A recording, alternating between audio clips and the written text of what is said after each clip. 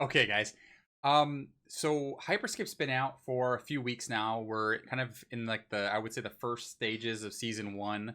You guys know that I've been playing it on, or people that have been around my stream know that I've been playing it on both PC, mostly during the technical test and the beta, and then also a little bit during season one. But now that season one's out, I've actually transitioned and I'm playing mostly on Xbox now. So I thought I'd be a good perspective or a good person to maybe comment on what I've seen playing it on PC, because I'm primarily an Xbox controller player, so I'm playing on PC, and then I'm also playing now on Xbox. So without any more, I'm going to jump in and we're going to play the video that the developers just released for the new patch that we're going to see next week, and I just want to kind of play it and make a few comments.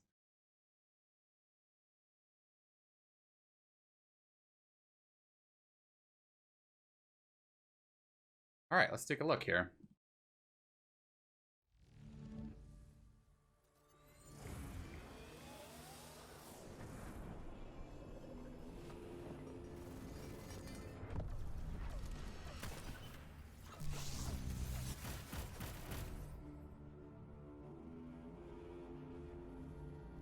Hey everybody, we've got a new patch, so that means it's time to do another highlights video. I'm joined by Graham, so we're going to talk through it right now.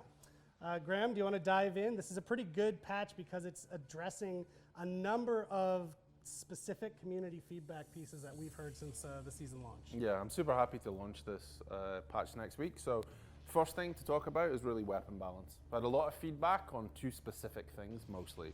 First one's the Hexfire. A lot of people use the Hexfire, a lot of people love the Hexfire, but it was a little bit too OP. So we've decided to reduce the clip size on the Hexfire to bring it more in line with the other weapons.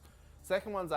So I want to comment on the Hexfire first off. So I've noticed a lot on Xbox, most people that talk about the console gaming experience versus PC, or if it's a controller player versus a keyboard and mouse player, they kind of talk about people spamming the Hexfire, right? And I play a lot of solos, you guys know, and I feel like if you don't have the Hexfire in your hands, then it's super difficult to engage multiple targets, multiple enemies, get into group fights, especially in solos, if you don't have the Hexfire. Very early in the game, I feel like the Hexfire does feel a bit OP. It feels unbalanced compared to other guns at level 1 because the clip size is so large. I think it's just easy to aim. There's not a lot of recoil. Very easy to get your shots on target, which means that you're either gonna annoy someone, keep them from being able to farm, get their loadouts. So I'm not so sure that a nerf just on, maybe a nerf on the clip size alone is good, because then you'll still want to carry the gun, but we'll kind of have to wait and see, kind of see how this all plays out. I'm a little skeptical that just the clip size is going to be the only thing they're going to need to do with it, to try to make it so that you want to use this weapon along with some of the others, but we'll see what happens. Actually makes me a little bit sad because it's my favorite gun, the Mammoth, but we're going to reduce the damage across the Mammoth. It's a little bit too powerful. Bit much, yeah. Yeah, a little bit too much. Okay, so let's comment on the Mammoth now that the alerts are done. So I think that reducing the damage on the Mammoth makes some sense. I have been what I feel like is a one tap at times with a gold Mammoth. I feel like the bigger problem that I see with the Mammoth is the inconsistency with the damage.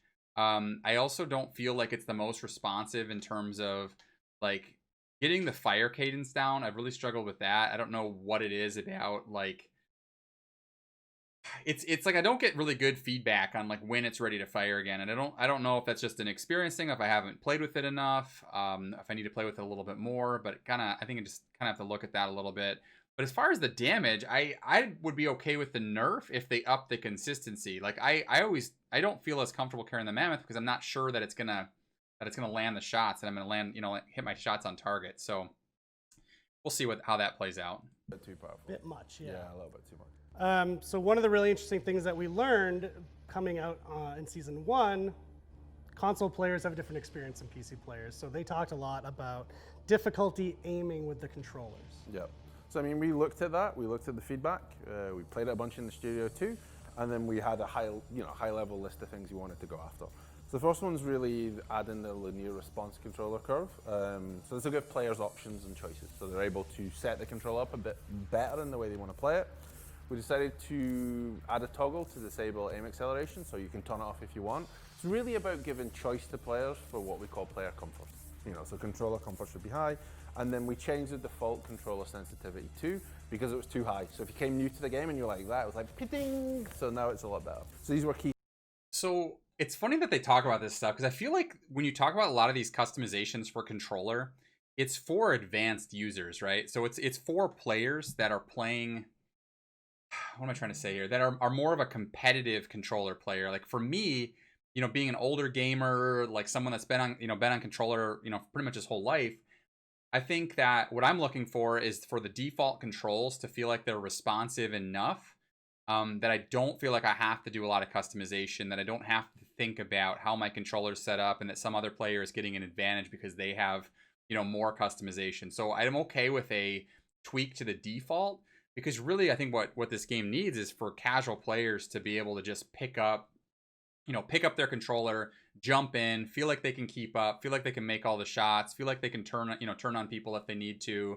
And that's what I'm looking for. And I feel like I'm almost a little lost already with the settings that I have tweaked, where I kind of wish that the default was a little more solid.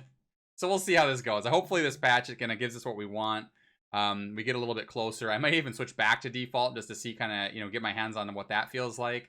But I'm still trying to find those God settings where you sit down, you play, you feel like you're getting everything out of it. So we'll kind of wait and see on that. Things to make sure the controller experience is just as solid as the mouse and keyboard. Cool. Another piece of feedback we heard a lot from our console players was the crown phase, the showdown phase. When you get to the end of a match, it's really difficult for them to actually catch the guy with the crown. Yeah. It's really weird because, on PC, they seem to have no troubles catching the crown bearer. On console, it was a huge issue.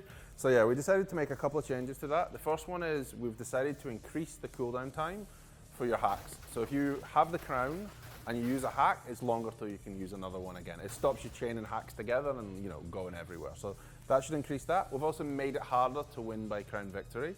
So let's comment on the first thing. So you guys saw me do this already this week, where I was able to win the game with no weapons, right, with a slam and a shield and an invulnerability hack.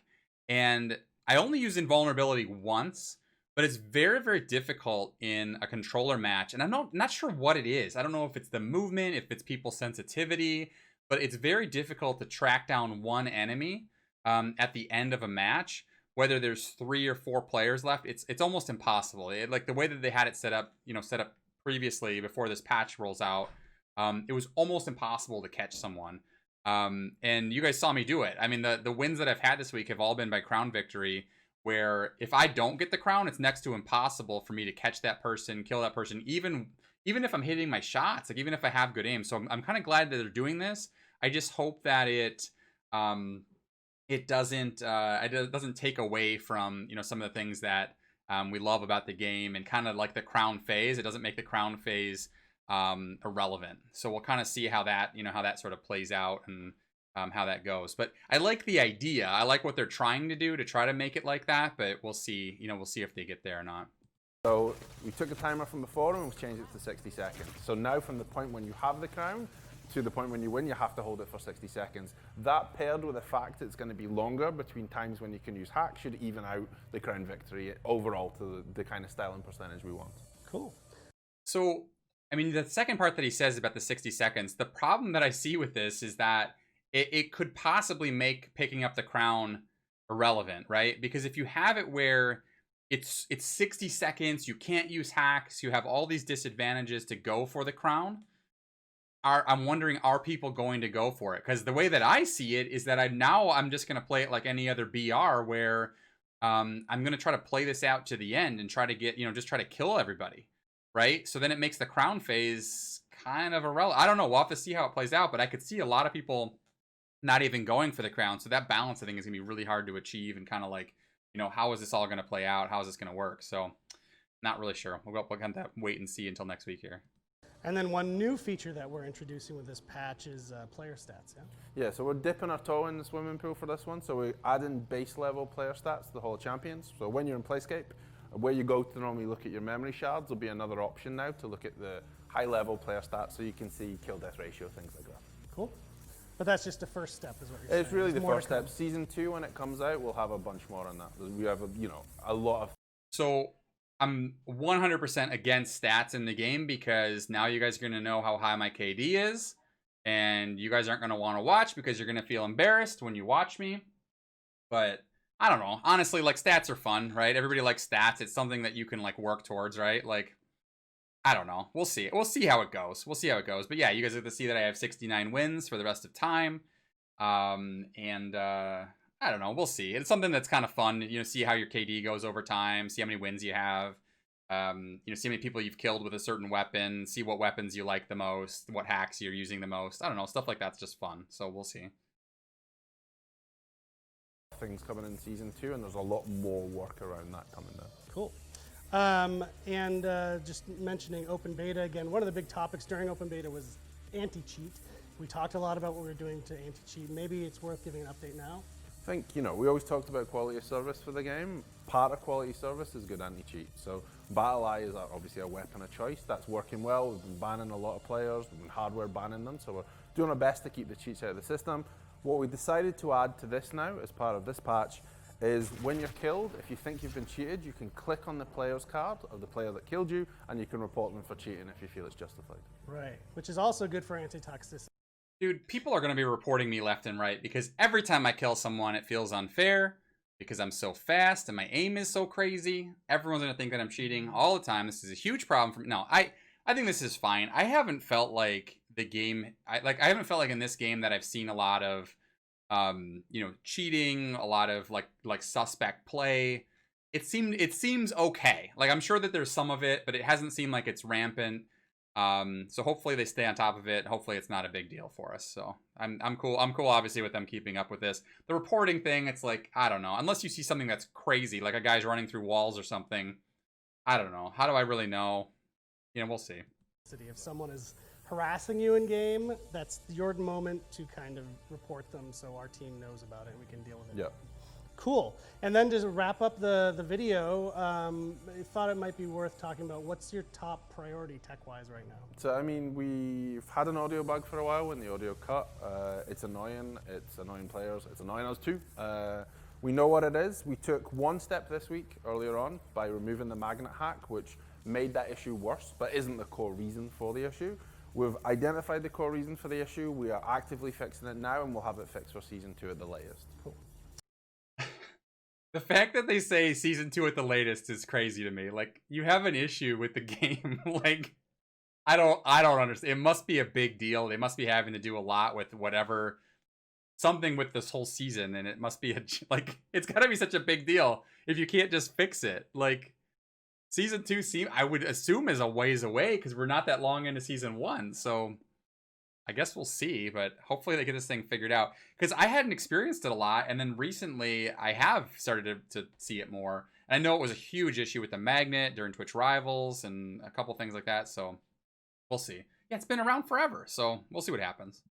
Awesome. Well, this is really highlights from the patch. The full patch notes will be out next week, early in the week, so stay tuned to our channels so you can get linked to them as soon as they're up. Graham, thank you so much. Thank you. And we'll see you with patch 1.1 when it drops next week. Thanks. All right. So yeah, I don't know. I'm excited. I really want to see what happens with the patch. See if it balances things out a bit for controller. See if the console experience gets better. See if the crown phase is sort of tweaked in a positive way. What they do with the Hexfire and the Mammoth. But otherwise, I'm just excited to kind of see how it goes. And I don't know. We'll see you next week. Thanks for tuning in, guys.